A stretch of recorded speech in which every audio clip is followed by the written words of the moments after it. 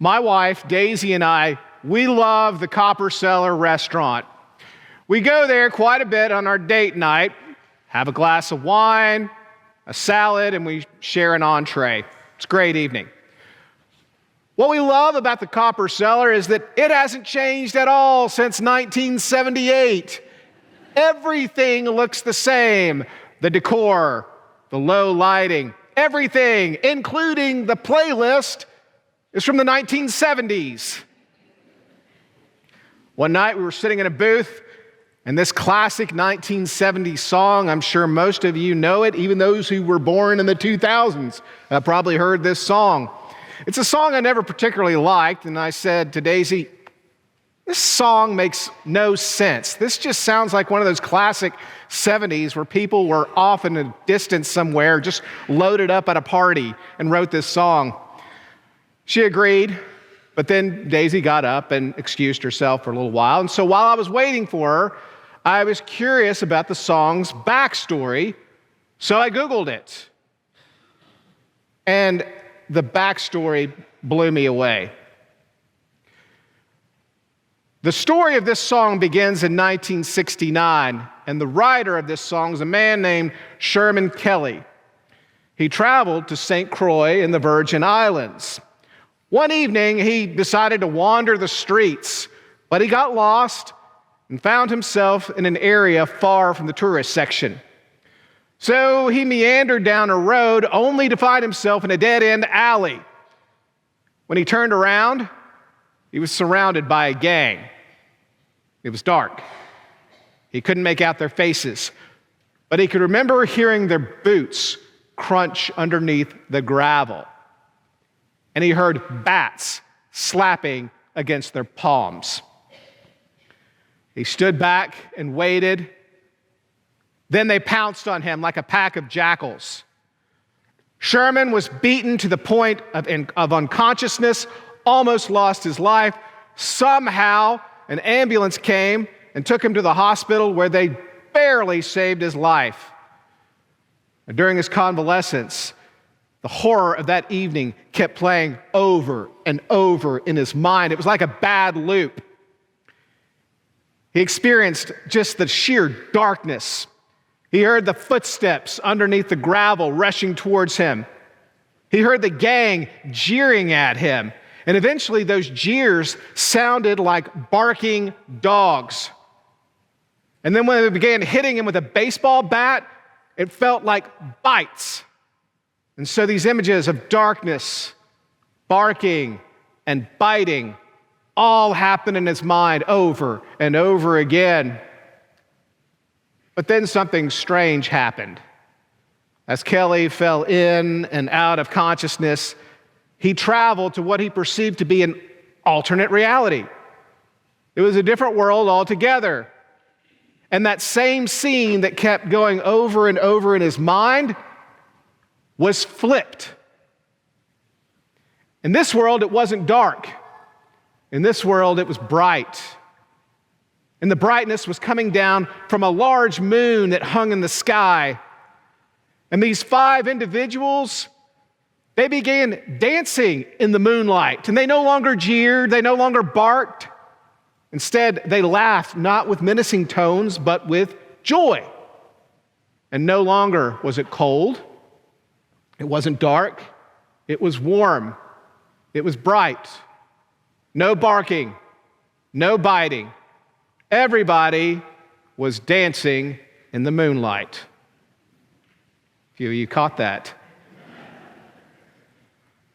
This vision took hold of the moonlight, and Sherman Kelly took that horror and morphed it into a different world, a world of bonded unity among souls.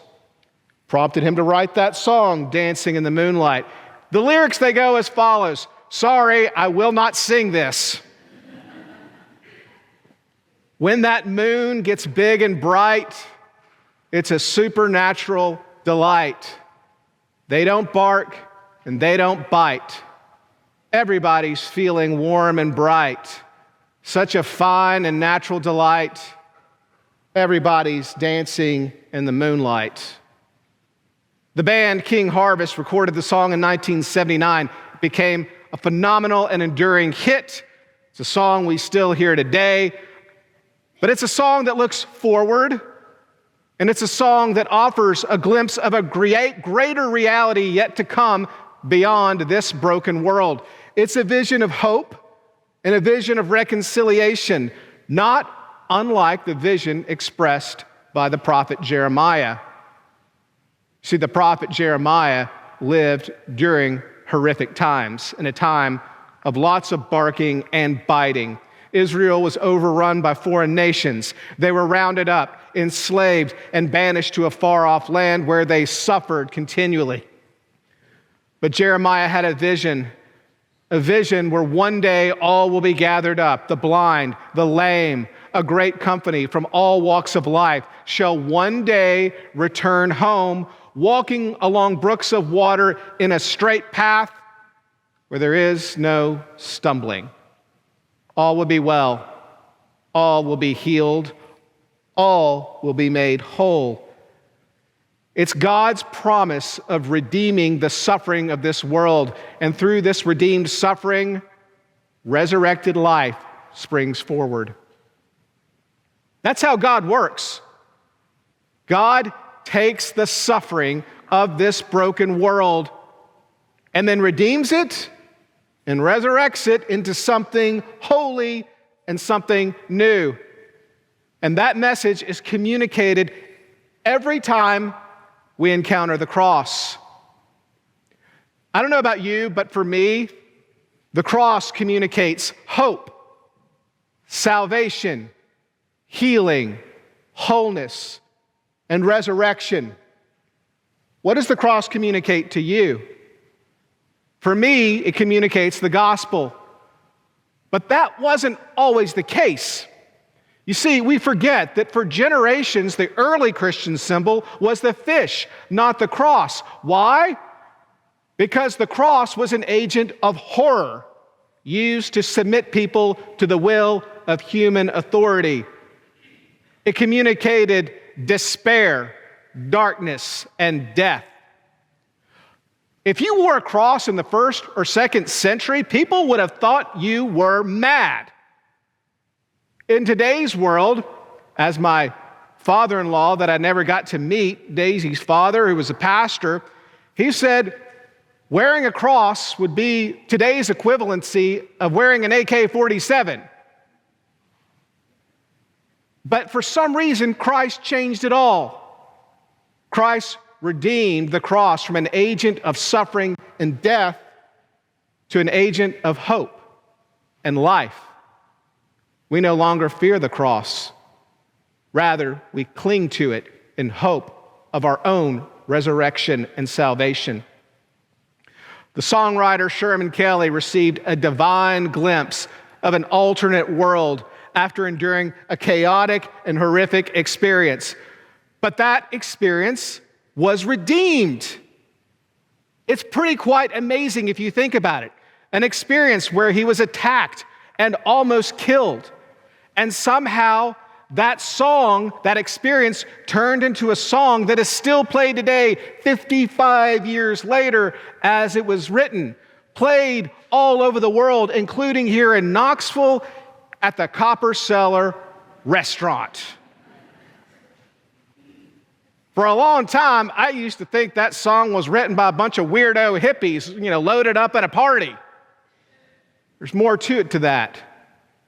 Instead, when I listen to that song, it points me to the cross. It reminds me of why our gathering as Christians remains vital. It's vital because we live in a broken world full of horrors, full of darkness, barking, and biting. And so we must be reminded constantly about the promise of the gospel communicated by the cross. And that is this: all horrors, barks, and bites, all our woundedness and brokenness will one day be healed and made whole. That one day we will merge into God's kingdom full of brightness and unity, resurrected and made whole. God redeems it all. Amen.